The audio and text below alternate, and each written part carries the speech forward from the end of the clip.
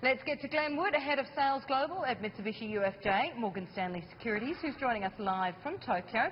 And still with us, our guest host for this hour, Andrew Sullivan, Director Asian Sales Trading at Securities. Glenn, good to have you with us today. Thank you so much for joining us.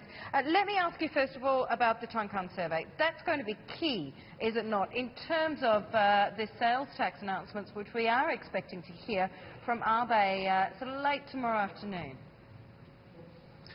Hi, Oriole. It's good to be back.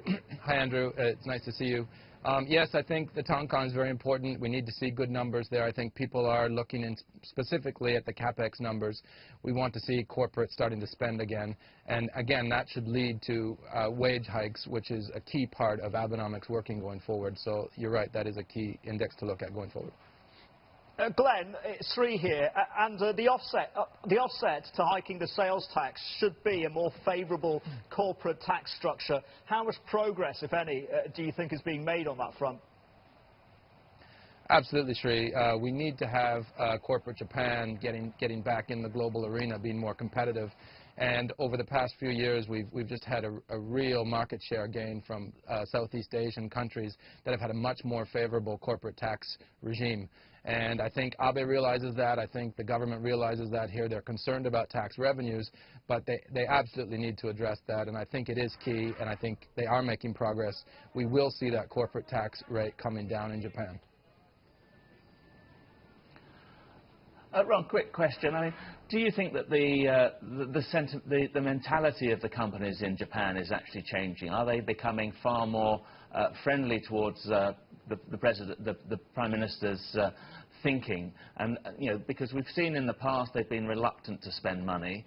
Is he able to cajole them into opening the purse strings and moving forward? Do you think?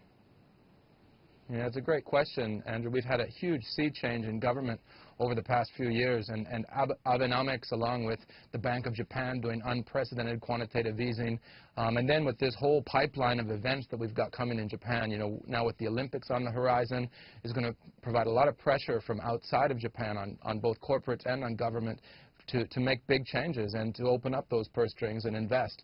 So I personally think that we are starting to see change. The change is slower than many investors would like, but I think that change is going to come, and we are going to see CapEx creep up, and we are going to see wages creep up, especially as we go into the latter half of the year. Given this situation in Japan at the moment, Glenn, I'm looking at your research. You were talking about the fact that corporate tax cuts are key here, but that was, I guess, put to the side of the table late last week after rumours that we might see a corporate tax cut came through from Kyoto. On the back of what we know right now at this point, what sort of companies are you looking at investing in right now in Japan?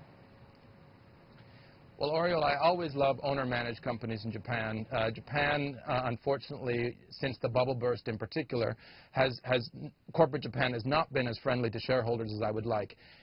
Part of the issue there, again, is management being just hired in as presidents and CEOs instead of really being shareholder-focused management. So when you look at owner-managed companies like something like Nidec, for example, where Nagamori is an owner-manager, that's a company where they're very focused on shareholders and building a business that is focused on ROE and really in line with global standards. I think other areas that are key to look at are things that are going to benefit from the things we've got on the horizon, like TPP and the Olympics, as well as casinos, that bill coming to the table. I think companies like Konami, in the energy realm, something like JGC, and in terms of Olympics, we've got a myriad of names, I think, especially domestic demand, construction-related companies that are going to be key to focus on. Okay. All right, Glenn, always a pleasure to have you with us. Thank you so much for chatting to us here on the show today. Thanks very much, Oriole. Thanks, Andrew. Nice to see you again.